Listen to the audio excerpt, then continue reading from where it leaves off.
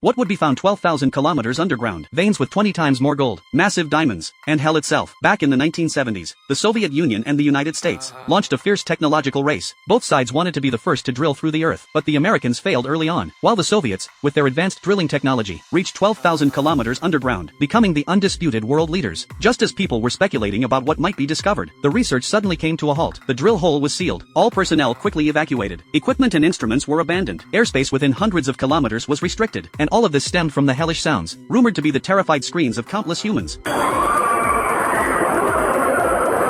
Later, Russia would turn this into a movie, to uncover what truly happened. Christmas night, 1984, renowned epidemiologist Anya received a call. At the Kola base, dozens of researchers deep underground had collectively disappeared. The military had already locked down the entire base. Her superiors demanded she assist in the investigation. As soon as she arrived at the base, a researcher with a flushed face charged toward her, riddled with bullets, yet still standing, suddenly pulling the pin on a grenade in a fit of rage. Anya was nothing if not professional. She quickly collected a sample while the blood was still warm, but something strange happened. The sample turned to ash the moment it entered the test tube. Anya approached the isolation area to investigate. A surviving miner whispered a warning. Tell her not to go down. There was still time to escape. The military revealed nothing to Anya. They simply escorted her into the elevator, heading 12,000 kilometers underground to collect samples. The project director knew the military's intentions were far from pure, but with a gun pointed at them, they could only operate the elevator and descend. Everything seemed normal at first. Suddenly the elevator lost pressure. Brakes malfunctioned. The project director, wearing an oxygen mask, while others immediately passed out. The elevator slowed, stopping at the living area 6,000 meters underground. The director pulled out the elevator key and hurriedly left. When the soldiers awoke, they searched everywhere for the director. Searching the entire living area, they found nothing. They discovered another elevator, one leading to the research area 12,000 meters deep. Without a key, the elevator was inoperable. To collect samples, they would have to use the walking passage. Suddenly, the director appeared behind Anya, begging her to take everyone back to the surface via the walking passage, warning that otherwise, everyone would die. She called in the soldiers. The director could only escape into the elevator to the research area. The soldiers cut open the welded walking passage, donning special protective suits, preparing to walk to the research area 12,000 meters deep. But before they could enter the passage, a figure stumbled out. It was a missing researcher from the base, wearing only a lab coat, with an abnormally high body temperature. Everyone was stunned. Working in a 200-degree drilling site, surviving without a special suit seemed impossible. Anya unbuttoned the researcher's clothing, discovering their back covered in fungus-like tumors. She collected a small sample, placed it under the microscope, revealing a never-before-documented bacteria. At the same moment, the infected researcher began to mutate, yellow tissue liquid oozing from their eyes, fingers twisting uncontrollably, becoming increasingly violent, trying to break out of the room. When Anya returned, she found only walls and floors covered in strange growth, and half a face remaining on the floor.